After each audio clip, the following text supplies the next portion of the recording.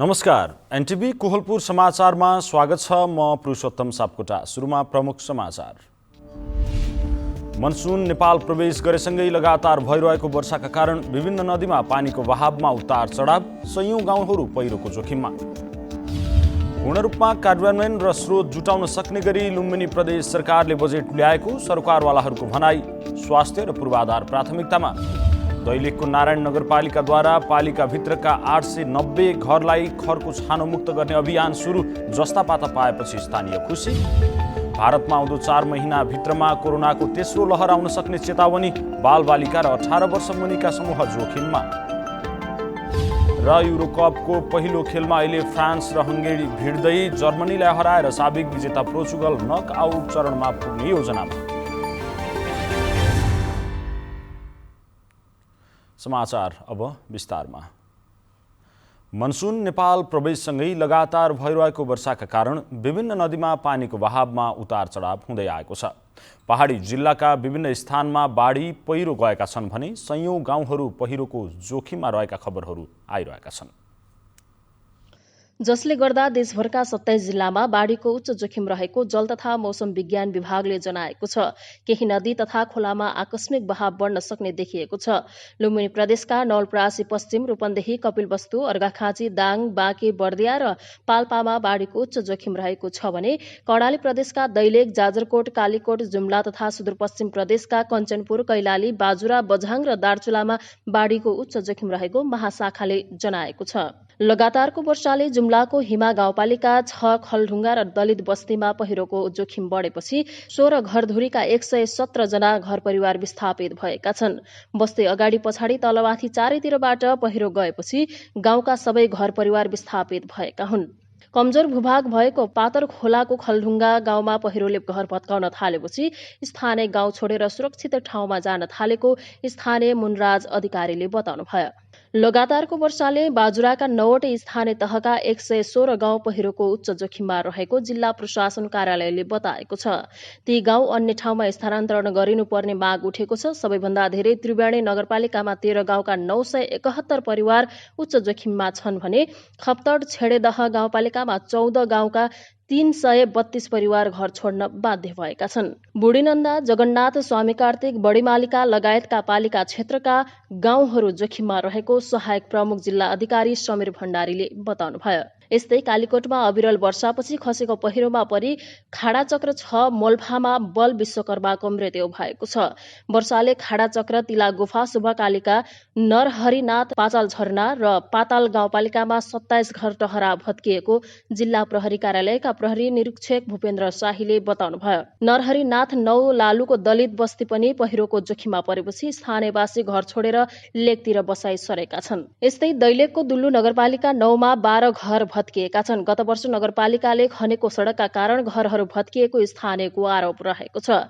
एक सातादेखिको अविरल वर्षाका कारण कर्णाली राजमार्गका दैलेख खण्डमा झण्डै 1 दर्जन ठाउँमा पहिरो खसेको छ। यस वर्ष मनसुनजन्य विपदबाट देशभर 18 लाख मानिसहरू प्रभावित हुने अनुमान गरिएको छ। जल तथा मौसम विज्ञान विभागले विगतका वर्षहरूमा भन्दा यस वर्ष सरदरमा गत वर्षभन्दा धेरै वर्षा हुने जनाएको छ। अन्जु चौधरी, एनटिभी कोहलपुर। भारतले सीमा क्षेत्रमै निर्माण गरेको बाँधले वर्षेनी नेपालको खेतीयोग्य जमिन डुबानमा पर्ने गरेको छ। सहमति बिना नै एकपक्षीय रूपमा निर्माण गरेको महली सागर बाँधका कारण यस वर्ष पनि कपिलवस्तुको सीमावर्ती क्षेत्रका करिब 1000 बिघा खेत डुबानमा परेको छ। भारतले सीमावर्ती क्षेत्रको महली सागर बाँधका सबै ढोकाहरू बन्द गरेपछि यो वर्ष पनि नेपालतर्फका खेतीयोग्य जमिन डुबानमा परेको छ। कपिलवस्तुको यशोधरा गाउँपालिकाको भगवानपुर, लोहरौली, मुडिला, भैंसहिया, रङ्गपुर र परसोहिया गाउँको करिब 1000 खेतीयोग्य जमिन डुबानमा परेको हो, जसका कारण कृषकले समयमै धान रोप्न नपाउने भएका छन्। महली तालको जुन प्रॉब्लम छ यो कृषकहरूको लागि एकदमै आपत्तिजनक अवस्थामा रहेको छ। आजदेखि होइन, वर्षौँदेखि अब हजारौँ हजार बिघा जुन हाम्रो जग्गा जमिनहरू छन् कृषि योग्य जमिन त्यो जलाशयभित्र जान्छ। महली सागर में पटरा में फाटक लगाए हैं, पटरा 6 बंद किए हैं। आज 20 साल से हमारे लोग परेशान में हन। मसैया नालाबाट आएको पानीलाई भारतीय पक्षले सीमा क्षेत्रमा महली सागर बाँधको निर्माण गरेर पानी रोक्न थालेको वर्षौं भएको छ। कृषकहरूलाई डुबानका कारण खेती गर्न नपाउने चिन्ता त छ नै, अझ बढी चिन्ता रोपेको धान डुबानमा पर्दा उत्पादनमा समेत असर पर्ने गरेको छ। सीमा क्षेत्रमा देखिएको यो समस्या समाधानका लागि निरन्तर आवाज समेत उठाउने गरिएको छ। हाम्रो किसानहरूको लगभग 600-700 बिघा जमिन त्यो धान नष्ट हुन्छ र पानीको निकास भइराखेको अवस्थाहरू छैन। यो सरकारसित हामी पटक पटक भन्दाखेरि सरकारको ध्यान आकर्षण भइराखेको अवस्थाहरू छैन, किनभने गाउँपालिका स्तरीय यो मामिला होइन, प्रदेश स्तरीय हामी गुहार छौँ। प्रदेशले सङ्घीय सरकारलाई चाहिँ गुहार्नुपर्ने आवश्यकताहरू छ। भारतले बाँध निर्माणका नाममा महली सागर बाँधको ड्यामको उचाइ थप्दै समेत गएको छ। कपिलवस्तुको मायादेवी गाउँपालिकाको सीमा नाकामा भारतीय पक्षले निर्माण गरेको बजहा, सिसौवा र मझौलीमा रहेको बाँधको फाटक नखोलेपछि दक्षिणी दर्जनौं गाउँका कृषकहरूले पनि डुबानको शास्ति भोग्न बाध्य छन्। वर्षेनी देखिँदै आएको समस्याबाट आजित बनेका किसानका लागि सरकारले प्रभावकारी कूटनीतिक पहल गर्नुपर्ने देखिन्छ। कपिलवस्तुबाट वासुदेव वर्माको सहयोगमा नवीन नेपाली, एनटिभी, कोहलपुर। पूर्ण रूपमा कार्यान्वयन र थप स्रोत जुटाउन सक्ने गरी लुम्बिनी प्रदेश सरकारले बजेट ल्याएको सरोकारवालाहरूले बताएका छन्। आर्थिक र सामाजिक क्षेत्रलाई कोरोनाको असरबाट जोगाउने पूर्वाधार विकास, स्वास्थ्य तथा कृषिमा केन्द्रित गरिएकाले बजेट कार्यान्वयनमा समस्या नहुने अपेक्षा प्रदेश सरकारको छ। लुम्बिनी प्रदेश सरकारले असार 1 गते प्रस्तुत बजेट तुलनात्मक रूपमा बढी छ। कोरोना कहरले अर्थतन्त्र थलिएका बेला झण्डै 16% बढाएर ल्याइएको बजेटले स्वास्थ्य, पूर्वाधार, शिक्षा, कृषि, रोजगार तथा गरिबी निवारणलाई मुख्य प्राथमिकता दिएको छ। त्यसैले पनि सरकारले बजेटलाई जनमुखी बनेको छ। कोभिड-19 को नियन्त्रण र उपचारलाई प्रभावकारी बनाउने, स्वास्थ्य सेवामा सर्वसाधारणको पहुँच बढाउने, गुणस्तरीय सिप विकासको माध्यमबाट रोजगारीका अवसरहरू सृजना गरी बेरोजगारी समस्या न्यूनीकरण गर्ने, बहुवर्षीय दायित्व भएका गौरवका आयोजना पूरा हुँदा प्रदेशको मुहार फेरिने गरी पूर्वाधार परियोजनालाई निरन्तरता दिएकाले बजेट कार्यान्वयन हुँदा समग्र क्षेत्रमा जनताको पहुँच पुग्ने र विकास परिणाम यही बजेटको कार्यान्वयनबाट देखिने आर्थिक मामिला तथा योजना मन्त्रालयका सचिव बाबुराम अधिकारीले बताउनुभयो। जस्तै एउटा आकर्षक कार्यक्रम चाहिँ कृषि प्राविधिक सेवामा कृषकको पहुँच भन्ने नयाँ कार्यक्रम ल्याइएको छ। अब हरेक कृषक, लुम्बिनी प्रदेशका सबै कृषकहरूको आफ्नो कृषक योजना हुन्छ। उहाँहरूको जग्गा, उहाँहरूको क्षमता, माटोको गुणको आधारमा उहाँहरूले चाहिँ छर्लङ्ग भएर एउटा आफ्नो कृषक योजना बनाएर त्यो योजनामा आधारित भएर उहाँहरूले कृषि पेसा गर्नुहुन्छ। उहाँले स्वास्थ्य र कृषिको बजेट समग्र प्रदेशवासीको पहुँचमा पुग्ने खालको भएको बताउँदै कार्यान्वयनमा आउँदा हरेक चुनौतीको सामना गर्न जनतालाई सहज हुने बताउनुभयो। बजेट मार्फत प्रदेशका हरेक गाउँपालिकामा कृषि अधिकृत र ओडामा कृषि प्राविधिकको उपस्थिति बढाइएकाले त्यसको सिधै लाभ किसानसम्म पुग्ने मन्त्रालयको भनाइ छ। प्रदेशमा लुम्बिनी प्रदेशको आफ्नै कागज उद्योग, औद्योगिक ग्राम, नमुना राजधानी निर्माण र अघिल्ला वर्षका राम्रा क्रमागत योजना पूरा हुँदा प्रदेश बासिन्दाको जीवन स्तरमा परिवर्तन आउने सरकारको दाबी छ। झण्डै 16%ले बढी आएको बजेटको स्रोतका रूपमा केन्द्रबाट थप प्राप्त हुने रकम र स्थानीय आम्दानीलाई राखिएको छ। त्यसैले बजेटको लक्ष्य अनुसार स्रोत जुटाउन समस्या नहुने प्रदेश योजना आयोग तथा स्रोत अनुमान समितिका संयोजक ईश्वर गौतमले जानकारी दिनुभयो। हामीले 5 अर्बको हाराहारीमा आन्तरिक स्रोत नै हामीले डेभलप गर्न सक्ने भयो र त्यसले गर्दाखेरि अनि यसको सँगसँगै अर्को फेरि सङ्घीय सरकारबाट पाउने अनुदान हो, त अनुदान पनि हामीले आशा गरेभन्दा अलिकति बढी प्राप्त गर्न सक्छौँ। लास्ट इयरको भन्दा अलिकति बढ्न सक्ने भएको कारणले गर्दाखेरि पनि आन्तरिक व्यवस्थापन मजबुत बनाउँदै जाँदा सङ्घबाट समेत राम्रो बजेट आउने आश्वासन प्राप्त भएको उहाँले बताउनुभयो। यसको अलावा प्रदेशको रजिस्ट्रेसन, वन पैदावार, वर्षौंदेखि लिलाम हुन नसकेको कुकाठको लिलामी तथा गिट्टी बालुवा, चुनखानी लगायतका झण्डै 5 अरबभन्दा बढीको आम्दानीलाई आन्तरिक स्रोतका रूपमा राखिएको छ। केशव भण्डारी, नेपाल टेलिभिजन, लुम्बिनी प्रदेश, बुटवल, रूपन्देही। लुम्बिनी प्रदेश सरकारले आगामी आर्थिक वर्षका लागि 40 अर्ब 95 करोड 97 लाख बराबरको बजेट सार्वजनिक गरेको छ। बजेटमाथि भोलिदेखि छलफल हुँदैछ। आज हामीले बजेटमाथिको छलफल कहिलेसम्म सकिन्छ भनेर आर्थिक मामिला तथा योजना मन्त्री बैजनाथ चौधरीलाई सोधेका छौँ। हेरौँ आजको आवाजमा।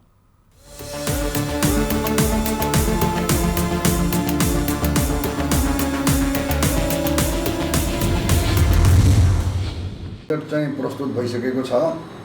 अब 6 गतेदेखि अब सदन चाहिँ छलफलको लागि फेरि जारी हुन्छ। 6, 7, 8, 9, 10 गते हामीले बजेट पारित गर्ने भन्ने मोटामोटी रूपमा अब समझदारी बनाएका छौँ।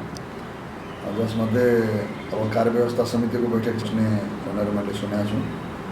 कार्यव्यवस्था समिति बसेर अब मोडालिटीको बारेमा उहाँहरूले तय गर्नुहुन्छ। अब 6 र 7 मान्यहरूले लगातार अब बोल्ने कुरा पनि हुनसक्छ र त्यसपछि 8 र 9 सम्बन्धित मन्त्रालयका मन्त्रीले जवाब दिने र अन्तिममा 10 गते चाहिँ अर्थमन्त्रीले समग्रमा त्यसको जवाब दिइसके पछाडि त्यस पछाडि ध्वनिमतले बजेट पारित गर्ने प्रक्रिया हो। तर अब कार्यव्यवस्था समितिले अब कसरी सेड्युल बनाउँछ त्यो त कार्यव्यवस्था समितिमा उहाँहरूले छलफल गर्नुहुन्छ। तर एउटा कुराको अब हामीले समझदारी के गरेका छौँ भन्दा धेरै लामो लानुहुन्न। अब यो बजेटको भनौँ न प्रक्रिया पारित गर्ने प्रक्रिया 10 गते सक्नै पर्छ र त्यस पछाडि अब केही दिन अझ पनि अब सदन चल्न सक्छ। केही विधेयकहरू पनि छन्। अब ती विधेयकहरू पनि पारित गर्नुपर्ने र अब समसामयिक परिस्थितिको बारेमा मान्य संसदहरूले अब जनताका कुराहरू सदन मार्फत अभिव्यक्त गर्नुपर्ने पनि हुन्छ। त्यसको लागि अब केही दिन अझ पनि चल्न सक्छ। कृषि कर्म गरेर पनि स्वरोजगार सिर्जना गर्नुपर्छ भन्ने जसले मान्यता राख्छ। अब उहाँहरूलाई हामीले अब उत्पादनमा आधारित अनुदान व्यवस्था गर्ने कुरा गरेका छौँ। जुन चाहिँ यद्यपि अहिले पोस्ट कोभिड त भइसकेको छैन, तर पनि अब कोभिडले थिलो बनाएको अर्थतन्त्रलाई अब कसरी उकास्ने भन्दाखेरि एउटा माध्यम कृषि सेक्टर हुनसक्छ भन्ने हिसाबले हामीले त्यो सोच बनाएका छौँ। र अब जहाँसम्म र अब प्राथमिकताको सवाल त हामीले अब सुरुदेखि नै भन्दै आएका छौँ। अहिले पहिला ज्यान जोगाउँ होइन। अब जनताको ज्यान जोगिए छ भने अब विकास त पछि पनि गरौँला। त्यसो भएको हुनाले यो तेस्रो भेरिएन्ट आउने सम्भावना पनि अब विज्ञहरूले भनिरहेको सन्दर्भमा अब पहिलाको भन्दा अझ इफेक्टिभ चाहिँ अब कसरी गर्ने भन्ने सन्दर्भमा पनि हामी सजग छौँ।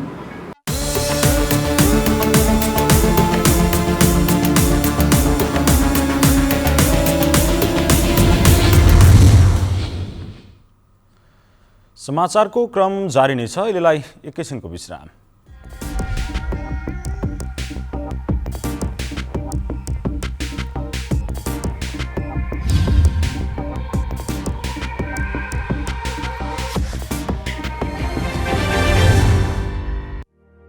यति बेला कोरोना भाइरसको नयाँ भेरिएन्ट फैलिँदो क्रममा छ। यो समयमा आफूलाई संक्रमण र यसको असरबाट कसरी बचाउन सकिन्छ? अत्यावश्यक काम बाहेक घर बाहिर नजाने, सामान किन्न जाँदा सुरक्षित भएर जाने, अत्यावश्यक काम परेर बाहिर जानु परेमा मास्क, सेनिटाइजरको प्रयोग र भौतिक दूरी अनिवार्य पालना गर्ने, विदेशबाट वा जिल्ला बाहिरबाट आउनु भएको छ भने अनिवार्य होम क्वारेन्टाइन वा आइसोलेसनमा बस्ने, बजारबाट सामान किन्दा आफूलाई चाहिने जति मात्र किन्ने, अनावश्यक जोहो नगर्ने, कोरोना भाइरससँग सम्बन्धित सूचना वा सामग्रीको आधिकारिकता जाँचेर मात्र धारणा बनाउने, आधिकारिकता नभएका त्यस्ता सूचनाहरू सामाजिक सञ्जालमा सेयर तथा कमेन्ट नगर्ने। तपाईले लगाउनु भएको मास्कले मेरो सुरक्षा गर्छ, मैले लगाएको मास्कले तपाईको सुरक्षा गर्छ। त्यसैले मास्कको प्रयोग अनिवार्य गरौँ र कोरोना भाइरसबाट बचौँ र बचाऊ। नेपाल सरकार, सञ्चार तथा सूचना प्रविधि मन्त्रालय।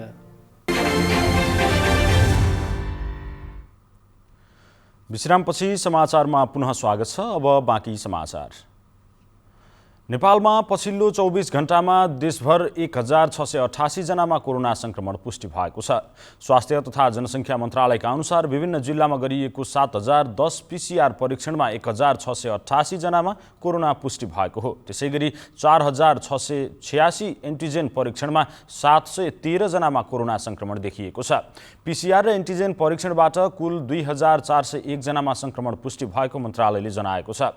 यो सँगै नेपालमा PCR परीक्षणमा कोरोना देखिनेको संख्या 6,19,635 पुगेको छ। यस्तै 24 घण्टामा 3,660 जना कोरोना संक्रमण मुक्त भएका छन्। मन्त्रालयका अनुसार देशभर गरी थप 34 जनाको मृत्यु भएको छ। यो सँगै नेपालमा कोरोनाबाट मृत्यु हुनेको संख्या 8,675 पुगेको छ।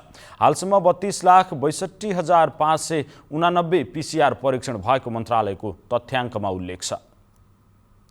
सुदूरपश्चिम प्रदेशको त्रिनगर अनि गौरीफन्टा नाकामा प्रदेशका मन्त्रीहरूले संयुक्त रूपमा अनुगमन गर्नुभएको छ। स्वास्थ्य सुधार र पर्यटन प्रवर्धनका लागि प्रदेशका आन्तरिक मामिला तथा कानुन मन्त्री, सामाजिक विकास मन्त्री र भौतिक विकास मन्त्रीले अनुगमन गर्नुभएको हो। नाकालाई व्यवस्थित बनाउन शुक्रबार सुदूरपश्चिम प्रदेशका 3 मन्त्रीले संयुक्त रूपमा नाकाको अनुगमन गर्नुभएको छ। प्रदेशका आन्तरिक मामिला तथा कानुन मन्त्री पूर्णा जोशी, सामाजिक विकास मन्त्री लालबहादुर खड्का र भौतिक विकास मन्त्री दीर्घ सोडारीले संयुक्त रूपमा नाकाको अनुगमन गर्नुभएको हो। अनुगमनपछि बोल्दै प्रदेशका आन्तरिक मामिला तथा कानुन मन्त्री पूर्णा जोशीले भारतबाट नेपाल आउने र फर्कनेहरूको सहजताका लागि मात्रै नभएर प्रदेशकै प्रवेशद्वारका रूपमा रहेकोले यहाँबाट नेपाल प्रवेश गर्ने पर्यटकका लागि पनि आकर्षकका रूपमा रहोस् भन्नका लागि नाका व्यवस्थापनको काम गरिने बताउनु भएको छ। यो सबै बिग्रेको भत्किएको सबै कुराहरूको एउटा सफाइ गर्ने कुराहरू हुन्छ। त्यस पछाडि हामीले चाहिँ आफ्नो क्षेत्रमा प्रदेश सरकारले गर्ने कुराहरू, दुईटै जिल्लाको चाहिँ स्थानीय तहले गर्ने कुराहरूको निमित्त उहाँहरूले प्रतिबद्धता गर्नुभएको छ। हामी सबै क्षेत्रबाट यो तुरुन्तै यहाँ आउने यात्रुहरूलाई सहजताको निमित्त, यहाँ चाहिँ यो हेल्थमा काम गर्नेहरूको निमित्त, यहाँका सुरक्षाकर्मीलाई सजिलो, यहाँका यात्रुहरूलाई पनि सजिलो हुने गरिकन काम गर्नको लागि आज लिएका छौँ। सामाजिक विकास मन्त्री लालबहादुर खड्काले नाकामा रहेका प्रहरीहरूको व्यवस्थापनका लागि केही भवनहरू निर्माणको काम सुरु भइसकेको र बाँकी नाकालाई सजाउनका लागि र नाकामा रहेको फोहोर व्यवस्थापनका लागि कैलाली कञ्चनपुरको सीमामा रहेका 2 स्थानीय तह, कैलालीको धनगढी उपमहानगरपालिका र कञ्चनपुरको पुनर्वास नगरपालिकालाई निर्देशन दिइसकेको बताउनु भएको छ। नाकामा हाम्रो त्यहाँ मान्छे आइसकेपछि एकदम सामाजिक दूरी कायम गर्दै यहाँ आउँछ, हेल्थ डेस्कसम्म आउँछ। हेल्थ डेस्कसम्म आइसकेपछि उनीहरूको चेक हुन्छ। त्यतिन्जेलसम्म रिपोर्ट आउन्जेलसम्म हाम्रो यहाँको होल्डिङ सेन्टरमा बस्छ। जब रिपोर्ट आइसकेपछि पोजिटिभलाई हामी लगेर उता गेटा लगेर जान्छौँ र जुन नेगेटिभ छ त्यसलाई अहिले तत्काल जान सक्ने स्थिति उनीहरूको टिम छ, गाडीको व्यवस्थापन छ भने त्यसलाई सिधै पठाउँछौँ। यदि त्यस्तो अवस्था छैन भने अर्को होल्डिङ सेन्टर हामी अहिले आर्मीले बनाइरहेछौँ। मन्त्रीहरूसँगै नाका अनुगमनमा धनगढी उपमहानगरपालिका र पुनर्वास नगरपालिकाका नगर प्रमुख, दुवै जिल्लाका प्रमुख जिल्ला अधिकारी, सरकारवाला अन्य सङ्घ संस्थाका प्रतिनिधिहरूको पनि सहभागिता रहेको थियो। नाका व्यवस्थापनको काम शनिबारदेखि नै सुरु गरिने नगर प्रमुखहरूले बताएका छन्। निर्मला खडायत, नेपाल टेलिभिजन, सुदूरपश्चिम प्रदेश, कैलाली। दैलेखको नारायण नगरपालिकाले पालिकाभित्रका 890 घरलाई खरको छाना मुक्त गर्ने अभियान थालेको छ। खरको छाना छाएका सबै घर परिवारलाई जस्तापाता प्रदान गरेर खरमुक्त अभियान सुरु गरेको हो। दैलेखको नारायण नगरपालिकाले नगरभित्र खरको छाना भएका घरहरूलाई जस्तापाता लगाएर खरको छाना मुक्त अभियान सुरु गरेको छ। वर्षातमा चुहिने र हिउँदमा आगलागीको समस्या बढी हुने भएपछि नारायण नगरपालिकाले 3वटै सरकारको साझेदारीमा 890 घरलाई खरको छाना मुक्त गर्ने अभियान गत वर्षदेखि सञ्चालनमा ल्याएको हो। गत वर्ष सङ्घ सरकारको 1 करोड, प्रदेश सरकारको 30 लाख र नारायण नगरपालिकाको 30 लाख गरी 1 करोड 60 लाखमा नगरपालिका भित्रका 319 घर खरको छाना मुक्त भएका छन्। यस आर्थिक वर्षमा सङ्घ सरकारबाट 176 घरलाई जस्तापाता बापत 50,000 रकम प्राप्त हुनेछ। प्रदेश र स्थानीय सरकारको साझेदारीमा 40 लाख बराबरको पाता वितरण गरिएको छ। 11वटै वडाका विपन्न समुदायलाई पहिलो प्राथमिकता राखिएको र 600 बढीलाई पाता वितरण गरेर खरको छानामुक्त गरिएको नारायण नगरपालिका दैलेखका नगर प्रमुख रत्नबहादुर खड्काले जानकारी दिनुभएको छ। खरको छाना भएका घरहरू विस्थापित गरेर सबैलाई जाने नछुइने टिनको छाना मुनि ओट लाग्न मिल्ने घर निर्माण गरौँ भन्ने नगर सरकारको उद्देश्य अनुसार र हामीले 319 घरहरू गत वर्ष चाहिँ नै हामीले वितरण गऱ्यौँ र अहिले चाहिँ प्रत्येक वडा 11 वडामा 8-8वटा दरले 88वटा घरहरूलाई हामीले अहिले जाने पाटा वितरण गरिरहेको अवस्था छ र हामीसँग यो आर्थिक वर्षमै सङ्घीय सरकारबाट जाने 176 घरको जाने पैसा आएको छ। नगर प्रमुख खड्काले खरको छाना मुक्त गरिसकेपछि 8-10 वर्ष अघि जस्ता पाता लगाएका तर आर्थिक अभावले पुनः छाना परिवर्तन गर्न नसकेका समुदायलाई समेत नगरपालिकाले अवस्था हेरेर पाता परिवर्तन गरिदिने बताउनु भएको छ। खरको छाना मुक्त भइसके पश्चात अति विपन्न गरिबहरू जो जाने ऋण गरेर पाता लगाएका अहिले ती 8-10 वर्ष पहिले लगाएका पाताहरू चुहिएर छ्याङछ्याङ गएका छन्, केवल टिनको छाना मात्र भन्ने देखिएको छ। तिनलाई पनि हामी बदलेर तपाईँहरूलाई जाने मतलब नचुहिने घरमा बसोबास गर्ने जाने तर्फ नारायण नगरपालिका अगाडि बढिरहेको छ। नारायण नगरपालिकाले आगामी वर्ष नगरपालिका भित्रका सबै घरहरू खरको छाना मुक्त बनाउने गरी तीव्र गतिमा काम अगाडि बढाएको छ। विष्णु शर्मा, नेपाल टेलिभिजन, कर्णाली प्रदेश, दैलेख। समाचारको क्रम जारी नै छ, एकैछिनको विश्राम।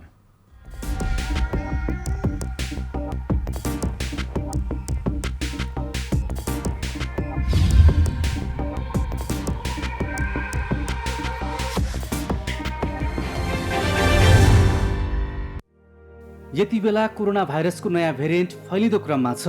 यो समयमा आफूलाई संक्रमण र यसको असरबाट कसरी बचाउन सकिन्छ? अत्यावश्यक काम बाहेक घर बाहिर नजाने, सामान किन्न जाँदा सुरक्षित भएर जाने, अत्यावश्यक काम परेर बाहिर जानु परेमा मास्क, स्यानिटाइजरको प्रयोग र भौतिक दूरी अनिवार्य पालना गर्ने। विदेशबाट वा जिल्ला बाहिरबाट आउनु भएको छ भने अनिवार्य होम क्वारेन्टाइन वा आइसोलेसनमा बस्ने। बजारबाट सामान किन्दा आफूलाई चाहिने जति मात्र किन्ने, अनावश्यक जोहो नगर्ने। कोरोना भाइरससँग सम्बन्धित सूचना वा सामग्रीको आधिकारिकता जाँचेर मात्र धारणा बनाउने। आधिकारिकता नभएका त्यस्ता सूचनाहरू सामाजिक सञ्जालमा सेयर तथा कमेन्ट नगर्ने। तपाईले लगाउनु भएको मास्कले मेरो सुरक्षा गर्छ, मैले लगाएको मास्कले तपाईको सुरक्षा गर्छ। त्यसैले मास्कको प्रयोग अनिवार्य गरौँ र कोरोना भाइरसबाट बचौँ र बचाऊ। नेपाल सरकार, सञ्चार तथा सूचना प्रविधि मन्त्रालय।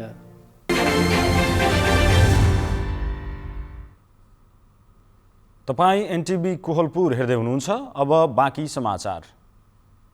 पाल्पामा सिद्धार्थ राजमार्गको वैकल्पिक सडक निर्माणका लागि लुम्बिनी प्रदेश सरकारले बजेट विनियोजन गरेको छ। मंगलबार लुम्बिनी प्रदेश सभाबाट आगामी आर्थिक वर्षका लागि गरिएको बजेट भाषणमा सिद्धबाबा क्षेत्रमा हुँदै आएको दुर्घटना कम गर्न वैकल्पिक सडक विस्तारका लागि 10 करोड बजेट विनियोजन भएको हो। बजेट भाषण गर्दै आर्थिक मामिला मन्त्री बैजनाथ चौधरीले सिद्धबाबा क्षेत्रमा पहिरो र दुर्घटनाका कारण वर्षेनी हुँदै आएको क्षति कम गर्नका लागि वैकल्पिक सडक विस्तारका लागि बजेट विनियोजन गरिएको बताउनुभयो। उहाँले विनियोजित बजेटबाट पाल्पाको तिनाउ गाउँपालिका 3 झुम्सादेखि चरङ्गे हुँदै बुटवल निस्कने सडक विस्तारमा बजेट खर्च हुने पनि बताउनु भएको छ।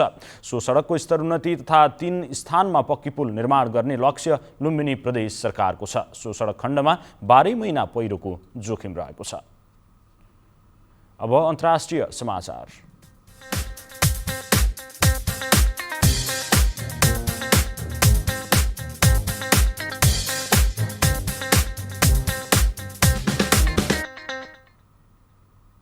भारतमा आउँदो 4 महिनाभित्रमा कोरोना भाइरसको तेस्रो लहर आउन सक्ने चेतावनी दिइएको छ।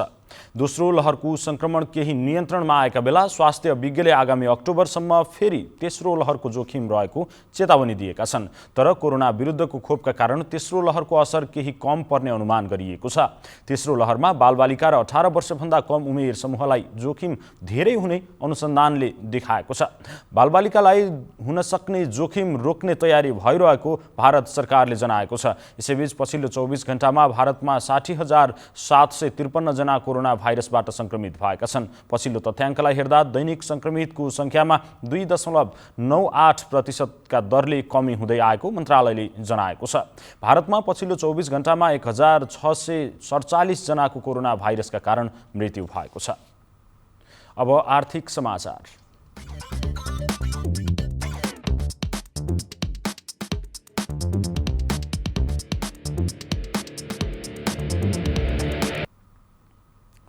गुल्मीमा नर्सरीमा उत्पादन भएका बिरुवा तयारी अवस्थामा रहे पनि कृषकलाई बिक्रीको चिन्ता बढेको छ।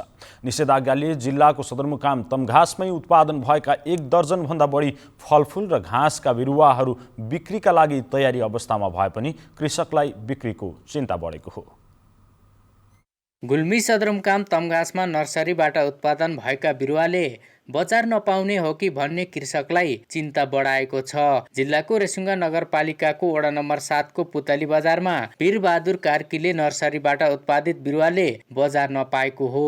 कोरोना संक्रमणको दोस्रो लहरले जारी निषेधाज्ञाले नर्सरीमा रहेका कागती, सुन्तला, अनार, मौसम, टिमुर, किवी, चियापत्ती, कफी लगायत 1 दर्जन भन्दा बढी फलफुल घाँस जातका बिरुवाहरू बेच्नको निम्ति तयारी अवस्थामा रहे तापनि बिक्री गर्न समस्या परेको हो। कार्कीका अनुसार 8 वटा टनेलमा अहिले 40,000 सुन्तला, 30,000 कागती, अनार, टिमुर, मौसम, किवी, चियापत्ती, कुरिलो लगायत अन्य फलफुलका बिरुवा पनि छन्। वर्षायाम सुरु भएसँगै बिरुवा बिक्री हुने समय हो, तर जिल्लाका स्थानीय तहले जिल्लामै हुर्केका बिरुवा खरिद नगरिदिँदा यस वर्ष पनि बिरुवा कहाँ बिक्री गर्ने भन्ने चिन्ता पलाएको कृषक वीरबहादुर कार्कीले बताउनु भयो। यहाँ धेरै जसो स्थानीय तहहरूले बाहिरबाट ल्याउने र किसानहरूलाई वितरण गर्ने गर्नुभएको छ, तर चाहिँ यो 1500 लगभग उचाइ 1500 उचाइमा रहेको यो सुन्तला, कागती 1000-1200 लगाउँदाखेरि अति नै उत्तम हुने भएको हुनाले यहाँबाट नै लैजाँदा राम्रो हुन्थ्यो। 2064 सालमा घाँसका बिरुवा उत्पादन गरेर कृषि पेसा अङ्गालेका कार्कीले कृषि क्षेत्रलाई व्यावसायिक रूपमा अगाडि बढाउने उद्देश्यले विभिन्न बिरुवाहरूको नर्सरीबाट बिरुवा उत्पादन गर्दै आउनु भएको हो। कुल 8 रोपनी जग्गामा उत्पादित बिरुवा सामान्य रूपमा जिल्लामा बिक्री गर्न सुरु गरे पनि ठूलो परिमाणको लागि बिक्री गर्न समस्या रहेको कृषक वीरबहादुर कार्कीले बताउनु भयो। जिल्लाका स्थानीय तहले बाहिरी जिल्लाबाट खरिद गर्ने तर जिल्लाभित्रैको उत्पादनलाई व्यवस्था गर्दा किसानहरूमा पनि निराशा छ। अनिल खत्री, नेपाल टेलिभिजन, लुम्बिनी प्रदेश, गुल्मी। अब खेलकुद समाचार।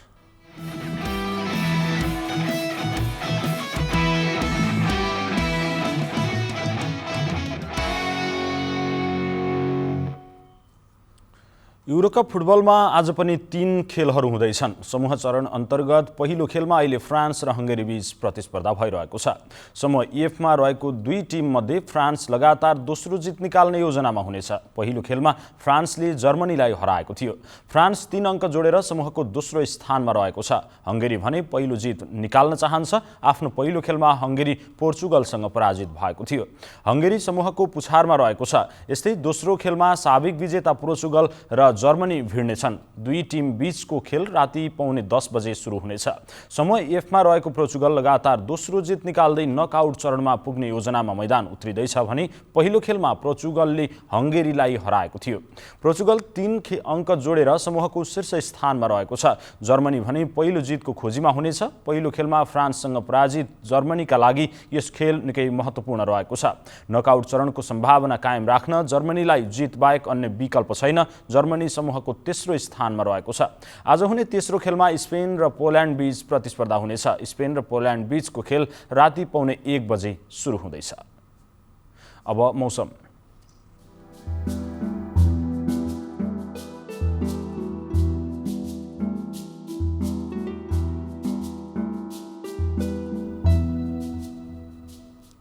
देशभर मनसुनी वायुको प्रभाव रहेको छ। देशभर आंशिकदेखि सामान्य बदली रही प्रदेश 1 र सुदूरपश्चिम प्रदेश लगायत देशका पहाडी भूभागका केही स्थानहरूमा हल्का वर्षा भयो। यस्तै आज राति देशभर सामान्यदेखि पूर्ण बदली रहनेछ। प्रदेश 1, गण्डकी प्रदेश, लुम्बिनी प्रदेश र बागमती प्रदेशका थोरै स्थानहरूमा मेघगर्जन, चट्याङसहित भारी वर्षाको सम्भावना छ। अब मौसम सम्बन्धी थप विवरण।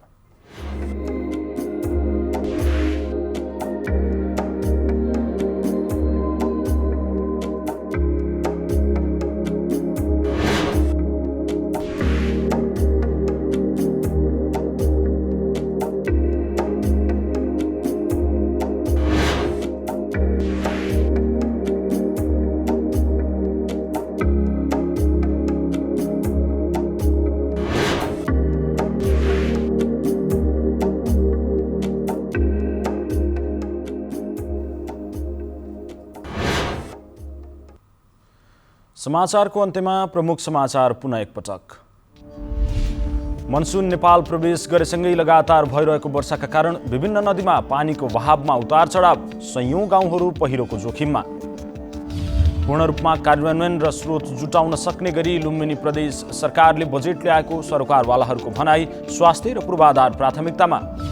दैलेखको नारायण नगरपालिकाद्वारा पालिकाभित्रका 890 घरलाई खरको छानामुक्त गर्ने अभियान सुरु, जस्ता पाता पाएपछि स्थानीय खुसी। भारतमा आउँदो 4 महिनाभित्रमा कोरोनाको तेस्रो लहर आउन सक्ने चेतावनी, बालबालिका र 18 वर्ष मुनिका समूह जोखिममा। र युरोकपको पहिलो खेलमा अहिले फ्रान्स र हङ्गेरी भिड्दै, जर्मनीलाई हराएर साबिक विजेता पोर्चुगल नकआउट चरणमा पुग्ने योजनामा।